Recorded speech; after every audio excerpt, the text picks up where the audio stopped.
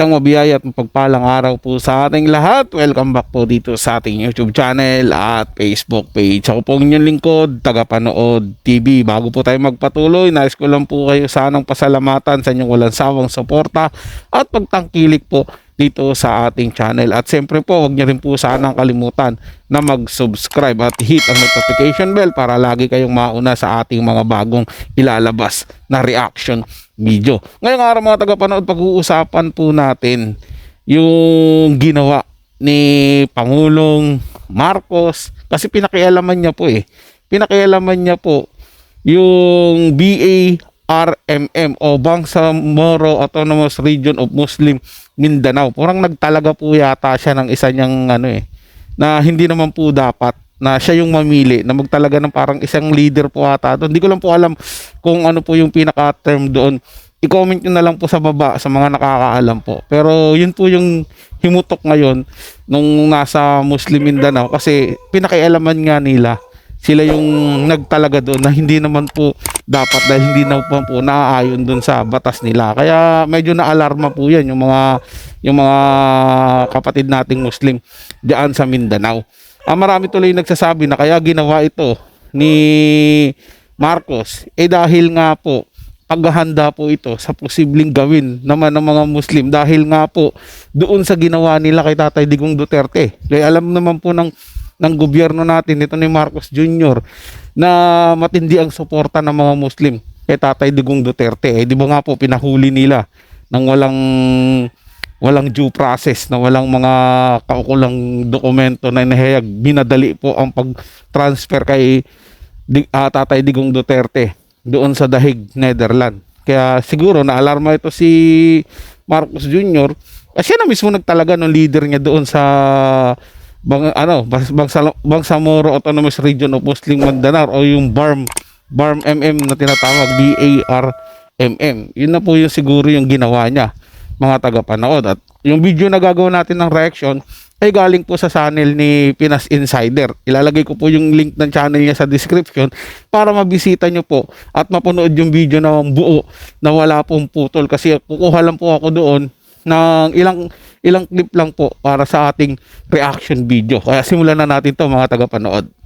Ito ang balita ngayon, trending at pinag-uusapan ngayon sa mundo ng social media. Ang di umano'y balitang matapos ang iligal na di umanong pag-aresto sa dating Pangulong Rodrigo Roa Duterte para isuko sa dayuhang korte o ICC at dahil sa tila hindi patas na pagtrato at di umano'y pangbabastos sa kanilang bawat miyembro, tila kumalampag na at tahasang tinabla ng Moro Islamic Liberation Front o MILF nitong linggo, Marso 16, ang pagtatalaga ni Pangulong Bongbong Marcos kay Abdul Rauf Macacao bilang bagong Bangsamoro Autonomous Region and Muslim Mindanao o BARN Interim Chief Minister. Hindi man diretsahang may koneksyon, ngunit marahil ito na raw umano ang sagot ng nasabing liderato ng Moro Islamic Liberation Front o MILF sa naging panggigipit di umano sa ilang miyembro ng mga Muslim kasunod ng pag-aresto kay dating Pangulong Rodrigo Duterte. Kung ating matatandaan, kamakailan lamang matapos ang di umano'y iligal na inaresto ang dating Pangulong Duterte, itinalaga agad ni Marcos Jr. bilang Interim Chief Minister ng Bangsamoro Autonomous Region and Muslim Mindanao si Abdul Rauf Macacao bilang isa sa mga pinakangunguna sa nasabing samahan. Ngunit itong tinabla at agad na ibinasura ng maraming miyembro ng MNLF at ayon pa sa kanilang naging pahayag, ang proseso ng appointment na isinagawa ni Marcos Jr. ay hindi raw umano alinsunod sa napagkasunduang mekanismo ilalim ng Bangsamoro Organic Law at Comprehensive Agreement on Bangsamoro sa di umano'y 41 na official na nominado ng MNLF. Tanging 35 lamang umano ang inaprubahan na malinaw na paglabag sa mga probisyong nagsasaad na ang BTA o ang Bangsamoro Transition Authority ay dapat pangunahan ng MILF. Ano kaya ito katotoo mga kababayan? kababayan,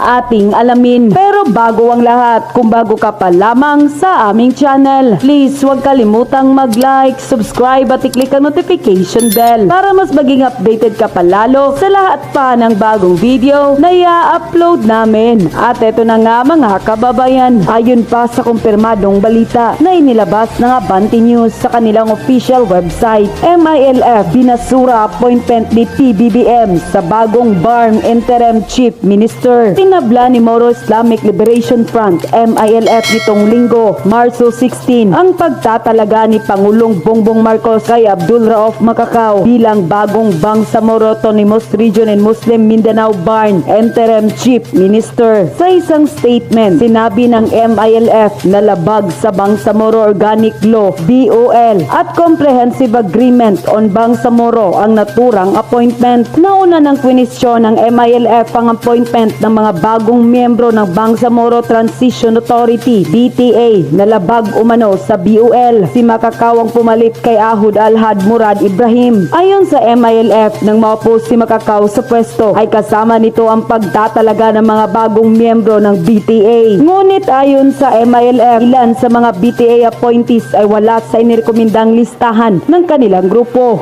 Unquote. Kita niyo yan mga tagapanood. Labag yan doon sa naging kasunduan nila na mismong MILF ang mangunguna para sa pagtatalaga ng interim chief nila diyan sa BRMM. Pero di ba anong ginawa ni Bongbong Marcos? Nagtalaga siya ng sarili niya. Kaya hindi siya inonor ng mga kapatid nating Muslim sa Mindanao dan sa BRMM. Kasi nga hindi naman yan doon hindi naman aayon doon yan sa nakalagay doon sa pinaka batas po nila. Tapos yung kinuhang tao naman ang nilagay nilang interim chief doon, wala din doon sa mga binigay nila na recommendation. Kumbaga kumuha ng ibang tao. 'Di ba? Siyempre kahit naman sino mga tagapanood maghihinala ka, bakit parang iniba to? Siyempre nga naman, ba't naman yung itinalaga ni Bongbong Marcos, tao niya yun. Siyempre kukuha din siya ng mga tao niya para mamonitor niya kung ano yung mga gagalawin ng mga kapatid nating Muslim dun sa Mindanao. Siyempre natatakot din yan dahil dun sa ginawa nila kay Tatay Digong Duterte. Isa akin lang po yun mga tagapanood. Yun po yung naging opinion ko o naging komento ko dito. Kasi yun lang talaga ang maiisip mo na posible nilang gawin. Bakit? Bakit mo pinakialaman? Ang tanong doon mga tagapanood, bakit mo pinakialaman? Na ang usapan diyan, mismo ang MILF ang mangunguna para magtalaga ng internship nila diyan. 'Di ba? Pagkatapos ikaw mismo ang magtatalaga ng sarili mo na walang consultation doon sa grupo. Siyempre, maghihinala po kayo mga tagapanood. Yun po yung sa akin. 'Di ba? Kasi may agreement sila na yun po yung dapat gawin pero hindi po sununod ni Marcos Jr. Nakita niyo naman yan. Ay nako, lahat na lang pinakikialaman niya.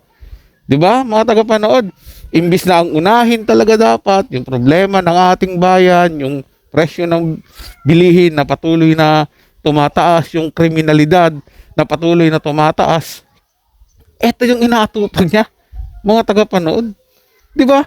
Tapos magtitiwala tayo sa mga gusto niyang patakbuhin, natulungan daw siya. Naku po. Hindi lalong lulugmok ang bayan natin. Hindi ba mga tagapanood? Tuloy natin to. Marami sa ating mga kababayan ang nakapansin at tila nagsuspetsa na mukhang ipinaon raw di umano ni Marcos Jr. ang pagpapalit ng liderato ng MILF para sa kanila. Tila marahil may kinalaman umano ito sa mga magiging kontroladong sitwasyon lalo na sa Mindanao. Tila hindi raw nagkataon na inaresto ang dating Pangulo at 3 araw ang nakalipas ay agad na itinalaga ang bagong liderato ng nasabing organisasyon. Ngunit hindi raw ito pati tinag ang taong bayan dahil bukod pa umano sa MILF, nakasubaybay at nakamapiyag ang ilang mga miyembro ng MLF o Moro National Liberation Front kung saan mapakailang beses na sinabi sa pamahalaan na oras na may mangyaring masama sa mag-amang Duterte na si Rodrigo at Vice President Sara na nagbigay sa kanila ng kapayapaan at pagkakataong magkaroon ng sariling pamayanan. Tila ito na nga ba ang hudyat o magkakagulo na ang buong bayan? Bulacan. Di umano'y ilang mga kasapi ng Moro National Liberation Front sa pangunguna ng kanilang leader na si Normer Suari na oras na magkaroon di umano ng hindi magandang balita hindi lamang sa Pangulong Duterte kundi maging sa anak nitong si Vice President Sara Duterte. Tila isang tawag lang raw sa mga ito, makikita raw ng gobyernong ngagba ang kanilang hinahanap at ilan di umanong mga kapatid na Muslim nakaalerto na sa anumang pwedeng mangyari. Nandito ang MNLF. Ipatawag lang kami ni Vice President and we are ready. The MNLF is always ready. Dapat hindi nila ginawa kay Vice President Inday yan. Very obvious talaga na sana sa panawagan niya, pamilya niya, mother, mga anak, nandito ang MNLF. Ipatawag lang kami ni Vice President and we are ready. The MNLF is always ready. General Marbel, nawala na yung kuan niya eh. Nawala na yung trust ng taong bayan sa kanya. So nangyari ngayon. Nako naman po mga tagapanood, wag na nila gawin kasing tanga yung mga Pilipino ngayon. Mulat na lahat ng tao, hindi na nila kayang paikutin. Yung mga ganyang bagay ba mapapaniwala nila tayo na nagkataon lang, naglagay ako ng internship dyan, ako mismo nag-appoint dyan. Hindi yan konektado doon sa pagkakahuli ni Tatay Digong Duterte. Sino lulukuhin nila sa ganyan mga tagapanood? Diba? Kahit mga batang paslit, hindi mo na kayang lokohin ngayon. Ganun na katalino yung mga tao. Hindi yan nagkataon. Kumbaga, hinanda ka mo talaga nila yan kasi doon sa mga binitawang salita noon ng MNLF na magiging ready sila pag ipinatawag sila. Nangangamba sila mga tagapanood na baka nga magtawag si VP Sara Duterte ng himagsikan dahil doon sa ginawa nila kay Tatay Digong Duterte, which is hindi ginawa po ni VP Sara. Ang ginawa niya, lalaban tayo doon sa legal na pamamaraan. 'Di ba? Lumaban sila sa legal na pamamaraan, pero yung mga taong bayan na mismo, yung nag-iingay, ipinaparamdam ng taong bayan kung gaano po nila kamahal at sinusuportahan si Tatay Digong Duterte. Yun po yung katotohanan dyan mga tagapanood at hindi nila mababaliktad dyan basta-basta. Diba? Kahit hindi man ibalita ng mainstream media kung gaano kadami ang mga tao nagrarally ngayon sa ibang panig ng mundo kung saan man mayroong mga Pilipino na pinapakita yung suporta kay Tatay Digong Duterte, ay hindi po nila mapipigilan yan dahil may social media mga tagapanood eh. Wala nang pakialam mga tao, sige, mainstream media, wag nyo nang ibalita yan, mag fake news na lang kayo dyan kung ano-ano pagsasabihan nyo. Eto yung tunay na balita, ang mga vlogger at yung mga nagmamahal kay Tatay Digong Duterte, ipapakita nila yung mga larawan, yung mga video kung nasaan yung pagtitipon na nagpapakita ng suporta kay Tatay Digong Duterte. Hindi po ba mga tagapanood? At in fact, kahit aminin man nila o hindi, sobrang dami ng mga Pilipino pong lumalabas sa kanilang mga bahay at nagpapahayag ng suporta at pagmamahal kay Tatay Digong Duterte. O lagi po nating tatandaan niya, lalo na po sa mga tansong talangka dyan. Ito'y opinion at komento lamang. Wala pong personalan. At lagi nyo rin tatandaan, lalo na ulit dyan sa mga tansong talangka dyan, na kahit anong mangyari, Duterte pa rin hanggang sa dulo. Maraming salamat po sa inyong panonood at ingat po kayo palagi.